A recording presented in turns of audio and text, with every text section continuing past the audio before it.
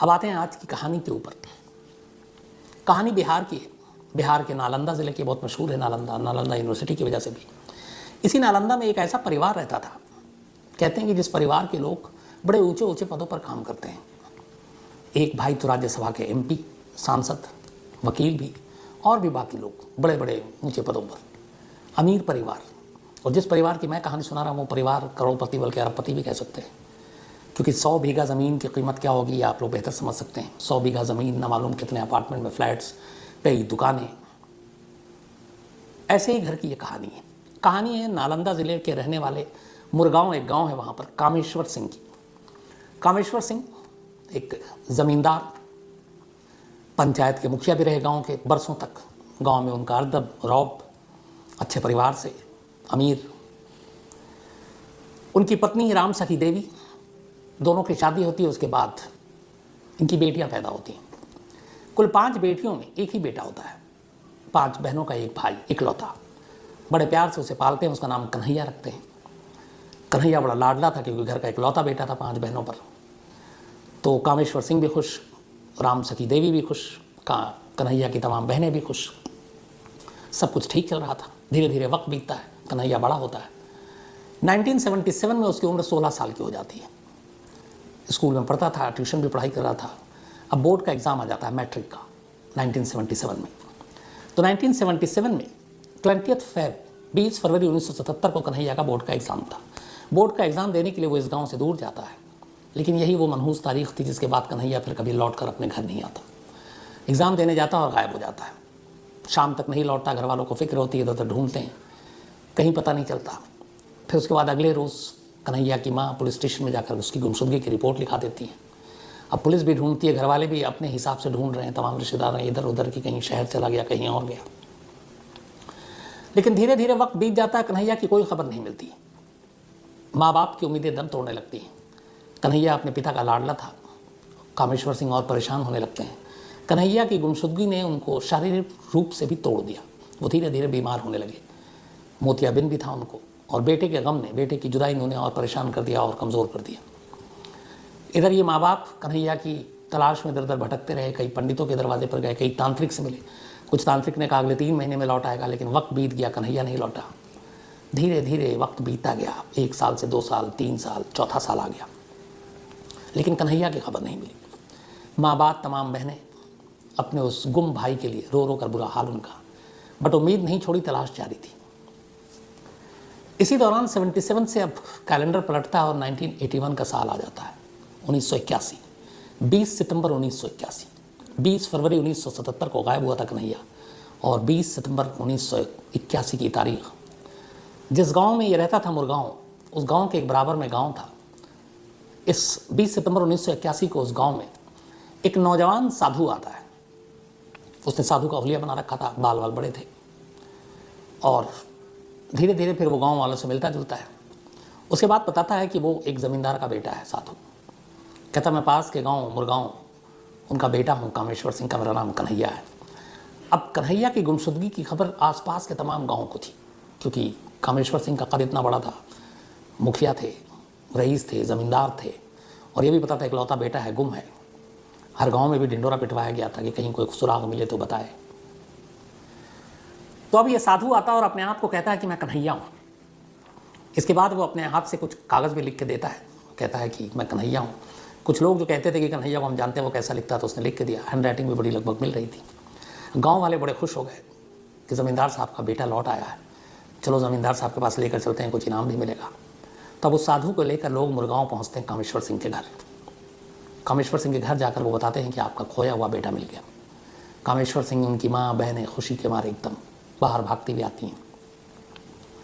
लेकिन जब इस साधु को देखती हैं तो उन्हें थोड़ा सा यकीन नहीं होता कि उनका खोया हुआ कन्हैया है। अब पिता कामेश्वर सिंह की तबीयत बिगड़ी हुई थी, मोतियाबिंद था, दिखाई भी साफ नहीं दे रहा है, लेकिन गांव वालों ने कहा कि ये वही कन्हैया है, हमने तो देखा है इसकी। अब थोड़ी उम्र हो गई, चूँकि 4 साल का लंबा अरसा था, 4 साल में बच्चे बड़े जल्दी बदलते हैं, हुलिया बदलता है, लेकिन ये वही है। बाप को यकीन हो जाता है, क्योंकि बेटे के गम में वो परेशान थे। बाप फ़ौरन गले लगा लेते, कहते ये मेरा बेटा है। लेकिन माँ को यकीन नहीं होता। माँ जिसने अपने कोख से कन्हैया को जन्म दिया था, उसे लगता है मेरा बेटा नहीं हो सकता। उसकी कई चीज़ें थी। एक, कन्हैया के सर पर एक मार्क था, वो निशान गायब था। कन्हैया की आवाज़ बदली हुई थी, उसके नैन नक्श भी थोड़े अलग थे। माँ को लगा कि ये नहीं है। कई बार ऐसा भी होता है कि माँ बच्चों के गले मिलकर भी पता कर लेती है। तो जब वो आया तो उस खुशी में गले भी लगी, लेकिन थोड़ी देर के बाद राम सखी देवी जो कन्हैया की माँ थी, उन्हें यकीन हो गया कि उनका बेटा नहीं। लेकिन उन्होंने देखा कि उनके पति बहुत खुश हैं और बेटे की वापसी पर तो एक पत्नी को लगा कि 4 साल से ये पता नहीं इनकी सेहत बिगड़ रही है, चेहरे पे पहली बार इतनी मुस्कुराहट देखी है, खुशी में खाना वाना भी ठीक से खा रहे हैं। तो इस शक को अपने दिल में ही दबाकर वो भी चुप हो गई। अब कन्हैया की वापसी पे पूरा घर खुश था, लेकिन माँ के दिल में एक कश्मकश थी कि ये मेरा बेटा नहीं है। अब वो रहना शुरू हुआ, जैसे जैसे रहने लगा तो माँ का यकीन और बढ़ता गया कि ये मेरा बेटा नहीं हो सकता। लेकिन कामेश्वर सिंह को यकीन था कि ये उनका बेटा है। फिर उसकी कुछ हैंडराइटिंग देखी तो पुरानी हैंडराइटिंग से भी मैच कर गई। अब धीरे धीरे कामेश्वर सिंह की हालत भी ठीक होती गई। अब वो तंदुरुस्त होते गए बेटे की वापसी के बाद। पत्नी भी खुश थी कि उनके शौहर की तबीयत, उनके पति की तबीयत ठीक हो रही है। लेकिन ये भी था कि ये बेटा फर्जी है, ये उनका बेटा नहीं है। वो अपने पति के ठीक होने का इंतज़ार करने लगी। करीब 6-7 महीने बीते, कामेश्वर सिंह की तबीयत बिल्कुल ठीक हो गई। अब 21 नवंबर 1981, मतलब आने के बाद 20 सितंबर को आया और उसके बाद अक्टूबर नवंबर, करीब 2 महीने तक इंतज़ार किया। 2 महीने में कामेश्वर सिंह की तबीयत ठीक हुई। 21 नवंबर 1981 को आखिरकार राम सखी देवी अपने गांव के पुलिस स्टेशन में पहुंच गई और उन्होंने कहा कि मेरा एक बेटा जो 1977 में एग्ज़ाम देने गया था खो गया। 4 साल के बाद एक साधु साहब का लड़का आया है और वो कहता है कि वो मेरा बेटा है, जबकि मैं माँ हूँ, मुझे मालूम है ये मेरा बेटा नहीं है, ये कोई फर्जी है और ये धोखा दे रहा है, ये ठग है। पुलिस ने रिपोर्ट लिखी। रिपोर्ट लिखने के बाद पुलिस ने कहा 1981 में ठीक है। अब पुलिस अपने हिसाब से जांच कर रही है। बेटा घर में है। वक्त बीतता गया, माँ कई बार पुलिस स्टेशन गई। पुलिस ने कहा जांच कर रहे हैं, कुछ नहीं किया। करीब 9 साल बीत गए, 1990 आ गया। इस दौरान में अब कन्हैया और भी बड़ा हो गया। 90 में कामेश्वर सिंह की डेथ हो गई। अब माँ बची अकेली। कुछ बेटियों की शादी हो गई, पटना और इधर चली गई। यहाँ कन्हैया गांव में ही रह रहा है, सबको यही पता है ज़मींदार साहब का बेटा है। माँ भी नहीं मान रही है, लेकिन पुलिस और कानून कोई मदद नहीं कर रहा है। और एक माँ इस ख्याल के साथ कि जिस बेटे को साथ में रह रही हूँ वो मेरा बेटा नहीं है, और दूसरा ख्याल ये कि ना मालूम मेरा बेटा कहाँ और किस हाल में होगा। ये तमाम ज़ख्म तकलीफ़ लेकर माँ जी रही है। लेकिन पति की मौत के बाद माँ भी थोड़ी टूटी। राम सखी देवी अपने पति की ठीक मौत के बाद 5 साल बाद 1995 में उनकी भी डेथ हो गई। और उनकी मौत के साथ ही अब कन्हैया के लिए रास्ता खुल गया। माँ बाप दोनों मर चुके, 5 बहनें हैं, बहनों की शादी हो गई। इधर पुलिस ने भी, अब माँ बाप मर गए, जो कंप्लेनेंट है वहीं इस दुनिया में नहीं है तो केस का क्या करें, तो पुलिस ने भी कहा चलो भला टली, केस क्लोज कर दिया। माँ ने जो केस पुलिस स्टेशन में दर्ज किया था कि मेरा बेटा फर्जी है, मेरे असली बेटे को ढूंढा जाए और इस फर्जी की पोल खोली जाए, इसका सच लाया जाए, वो इन 9 और 5 14 सालों में कुछ नहीं हुआ। केस क्लोज हो गया। इस दौरान में माँ को जब शक था तो माँ ज़्यादातर अपनी बड़ी बेटी जो पटना में रहती थी, जिनकी शादी हो चुकी थी, उनके साथ भी रहती थी। इधर कन्हैया यहीं रहता था। फिर कन्हैया की भी शादी हो गई, कन्हैया ने शादी कर ली। और अब वो क्या करता था, धीरे धीरे अपने बाप और माँ की उस प्रॉपर्टी को, ज़मीन को बेचना शुरू किया। 100 बीघा में से कहते हैं करीब 50 बीघा ज़मीन तो उसने बेच दी, और बाकी चीज़ों पे भी अब उसका कब्जा, क्योंकि वारिस बेटा, माँ भी अब रही नहीं। Case close. लेकिन एक बहन जो माँ जिसके साथ रहती थी, विद्या नाम था, विद्या को भी पूरा यकीन था अपनी माँ की बात पर कि मेरा भाई नहीं है, और विद्या ने बचपन से देखा भी था कन्हैया को। माँ और बाप के गुजरने के बाद विद्या ने कहा कि अब इस लड़ाई को वो लड़ेगी। अब विद्या ने पुलिस और अदालतों के चक्कर काटने शुरू किए। नीचे से कहीं कुछ नहीं हुआ। आखिरकार विद्या सुप्रीम कोर्ट पहुंच गई, और सुप्रीम कोर्ट में जाकर उसने कहा कि 1981 में मेरी माँ ने एक रिपोर्ट लिखाई कि मेरे घर में जो शख्स रह रहा है वो मेरा बेटा नहीं, एक बहरूपिया है। लेकिन पुलिस ने कुछ नहीं किया, अदालत ने कुछ नहीं किया, और अब मेरे माँ बाप दोनों मर गए, इसलिए केस क्लोज हो गया। पर मैं अब भी कह रही हूँ कि हमें इंसाफ चाहिए। एक घर में बहरूपिया घुसा, ये क्या ये जुर्म नहीं है? क्या उसकी सच्चाई नहीं पता की जानी चाहिए? सुप्रीम कोर्ट ने विद्या की इस दलील को मान लिया, और सुप्रीम कोर्ट ने फिर आदेश दिया पुलिस को कि इस मामले की तफ्तीश करो, केस दोबारा खोलो, और कहा कि लोअर कोर्ट इस मामले में सुनवाई करे। विद्या ने सुप्रीम कोर्ट में ये लड़ाई जीत ली। इसके बाद फिर इंक्वायरी हुई। अब सुप्रीम कोर्ट का डंडा था, लोकल पुलिस भी डरी। इसके बाद मामले की तफ्तीश हुई। जो काम 41 साल पहले होना चाहिए था वो 41 साल बाद हुआ। पिछले महीने की 5 अप्रैल को बिहार की एक लोअर कोर्ट ने फैसला सुनाया, 41 साल बाद फैसला ये कि जो शख्स 41 साल से कामेश्वर सिंह और राम सखी देवी का बेटा बनकर और उन 5 बहनों का भाई बनकर उनके घर में रह रहा, उनकी प्रॉपर्टी को हड़प रहा, उनकी ज़मीनों को बेच रहा है, वो दरअसल कन्हैया कुमार नहीं है। उसका नाम दयानंद गोस्वामी है। और ये दयानंद गोस्वामी बिहार में एक जगह है जमुई, उसी जमुई के एक गांव का है।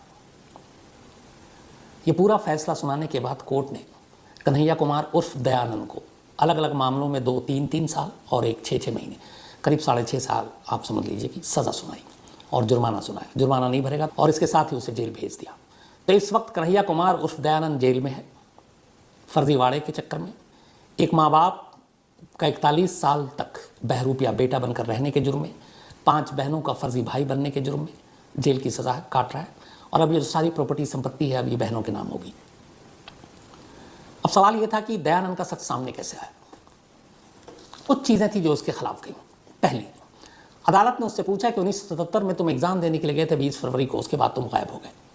20 सितंबर 1981 को तुम वापस आते हो गाँव में 4 साल बाद। एक तो तुम गायब कहाँ हुए और इन 4 सालों में कहाँ रहे। उसने पहले सवाल का जवाब दिया कि मुझे मेरे गांव में जान का खतरा था, इसलिए मैं गांव छोड़कर भाग गया। पुलिस ने तफ्तीश की तो पता चला 16 साल के इस बच्चे का कोई दुश्मन नहीं था, और जिस परिवार से था उस परिवार में बहुत ऐसे कोई नहीं था जो उस परिवार से दुश्मनी ले। दूसरे सवाल का उसने कोई सही जवाब नहीं दिया कि इन 4 सालों तक कहाँ था। अगर वो बता देता कि इन 4 सालों में मैं इन इलाकों में रहा, इन घरों में रहा, इन रिश्तेदारों के पास रहा, इन दोस्तों के पास रहा, तो लोगों से भी पूछताछ होती और फिर उसकी बात की तस्दीक की जा सकती थी कि हाँ इन डेट्स पे ये यहाँ रहा। लेकिन उसने इन 4 सालों का हिसाब किताब नहीं दिया और यहीं पे वो मार खा गया। तो पहला, वो इन चीज़ों का जवाब नहीं दे पाया। दूसरा, 10वीं का एग्ज़ाम दे रहा था, इसलिए वो स्कूल में ही पढ़ता था 10 तक। जो तमाम टीचर थे स्कूल के, उन्होंने भी पहले जब माँ को शक हुआ तो माँ ने वो काम किया जो पुलिस को करना चाहिए। माँ चुपचाप खामोशी से उसके उस्तादों टीचर के पास जाती थी, कहती थी कि आपने तो कन्हैया को पढ़ाया है 8-9 साल, ये देखिए कि ये कन्हैया है। टीचर देखकर कहते थे कि ये कन्हैया नहीं है, मैंने इसे कभी नहीं पढ़ाया, बल्कि टीचर ने तो उसके हैंडराइटिंग तक बोला कि ये नहीं है। तो टीचर ने मना किया। जो उसके मार्क थे सर पे वो उसका नहीं मिला। और जो तीसरी सबसे चीज़ बड़ी गिलाई, जो बड़ी चीज़ उसके खिलाफ गई वो ये थी कि उसने जब पुलिस या घर वालों ने कहा कि तुम DNA टेस्ट कराओ, उसने सैंपल देने से मना कर दिया। अब अपने यहाँ कानून ऐसा है कि आप जबरन सैंपल टेस्ट करवा नहीं सकते हैं, तो उसने मना किया और पुलिस ने इसी को करके कि भाई उसका राइट है, कुछ नहीं किया। वरना 41 साल ना लगते। कई केस हम लोगों ने ऐसे भी दुनिया में देखे हैं जिसमें अब वही काम होता है कि पुलिस कई टेढ़े मेढ़े काम करती है तो फिर कुछ नहीं होता, लेकिन कुछ केस को सीधा करने के लिए अगर ज़रा सा टेढ़ा कर ले तो क्या फ़र्क पड़ता, सच्चाई तो सामने आ जाएगी। DNA सैंपल के लिए कोई और चीज़ की तो ज़रूरत भी नहीं थी। मानना मानना कोर्ट का काम था बाद में, कम से कम बेस तो तैयार हो जाता। भाई 41 सालों तक वो घर में रहा, बाल भी कटाने जाता होगा बार्बर शॉप में, उसी शॉप में से कोई उसके बाल के सैंपल उठा लेता, नाखून के सैंपल उठा लेता। बीमार पड़ा होगा, कई बार डॉक्टर के पास गया होगा इंजेक्शन लगाने के लिए, वहाँ से सैंपल उठ सकता था। खामोशी के साथ उसकी रिपोर्ट आ जाती, माँ बाप से मैच कर रहा है कि नहीं, उसी वक्त पता चल जाता है उनका बेटा है कि नहीं है। लेकिन ये सारी चीज़ें नहीं हुई। और 41 साल बाद जब एक बहन कोर्ट तक पहुंची, वो भी देश की सबसे बड़ी अदालत तक, तब उस कोर्ट के आदेश पर इस मामले की सुनवाई हुई और 41 साल पुराना सच जो बहुत पहले आना चाहिए था अब आया 5 अप्रैल को। अब 41 साल तक एक बहरूपिया एक घर में रहा, उसने तमाम उनके पैसे उड़ाए, ज़मीन बेच दी, कहते हैं 50 बीघा से ज़्यादा, बाकी प्रॉपर्टी हड़प करना चाहता था, बहनों को उनके हक से वंचित कर दिया। और सबसे बड़ी बात, धन दौलत को किनारे रख दीजिए, एक माँ की ममता के साथ मजाक, और एक बाप जो इस दुनिया से चला गया और उसे आखिर तक ये पता ही नहीं चला 95 में जब उनकी डेथ हुई कि घर में जो शख्स रह रहा है वो सच में उनका असली बेटा है भी कि नहीं है। और इस कहानी का सबसे अफसोसनाक पहलू ये कि जो असली कन्हैया है 41 सालों में, आज अगर वो जिंदा है तो उसकी उम्र करीब 58 साल होती। 58 साल का वो असली कन्हैया, उस घर का असली वारिस कहाँ है किसी को नहीं मालूम। अब यहाँ पे पुलिस की चलिए DNA वेने को भी हटा दीजिए। जिस जमुई के गांव का रहने वाला था, जब इस केस की इन्वेस्टिगेशन सुप्रीम कोर्ट के कहने पर दोबारा शुरू हुई तब वहाँ पे तफ्तीश के लिए पुलिस गई, तो वहाँ के लोगों को पता है ये जो शख्स है ये कन्हैया नहीं है, बल्कि इसका नाम दयानंद गोस्वामी है। और उस गाँव को ये तक मालूम था, लोगों को बयान दिया उन्होंने कि हम तो जानते थे कि दयानंद जो है वो किसी ज़मींदार के घर में उनका बेटा बनकर रह रहा है और उनका असली बेटा नहीं है। तो वो सच जो आम था, एक ओपन सीक्रेट, हर एक को पता था, पुलिस ही नहीं जानती थी। और नतीजा ये हुआ कि 41 लंबे साल लग गए इसे एक सच्चाई को बाहर लाने के लिए कि कन्हैया दयानंद है या दयानंद कन्हैया है। और तो और एक और सबूत जो इसके खिलाफ कोर्ट में गया। अब ये चूंकि दयानंद तो था लेकिन कन्हैया बनकर जी रहा था, इसने दयानंद के नाम पे एक डेथ सर्टिफिकेट भी बनवा दिया फर्जी। और इत्तेफाक से जब कोर्ट में कहा गया कि तुम कन्हैया नहीं दयानंद हो, उस गांव के रहने वाले, तो इसने अपने पैर पर खुद कुल्हाड़ी मारी और उसने वो एक सर्टिफिकेट निकाल के कोर्ट को पेश कर दिया कि मैं दयानंद नहीं, दयानंद तो मर चुका और ये देखिए दयानंद की सर्टिफिकेट। तब कोर्ट ने कहा कि जब तुम कन्हैया हो, तुम जमुई के किसी दयानंद को जानते नहीं हो, तो उसका डेथ सर्टिफिकेट जेब में लेकर क्यों घूम रहे हो? इसका भी उसके पास कोई जवाब नहीं था। और इन्हीं चीज़ों ने आखिरकार सच ला दिया, लेकिन अफसोस बहुत देर कर दी। हुजूर आते आते 41 साल तक एक परिवार जिस गम में रहा, जिस तरीके से असली और नकली के बीच में उलझा रहा, एक माँ जिसे यकीन था कि उसका बेटा नहीं है, वो पूरी तरह सच जाने बिना भी इस दुनिया से चली गई। बाप की भी मौत हो गई और असली भाई, असली वारिस, असली कन्हैया, ये आज भी एक पहेली है। तो ये थी एक अजीब कहानी।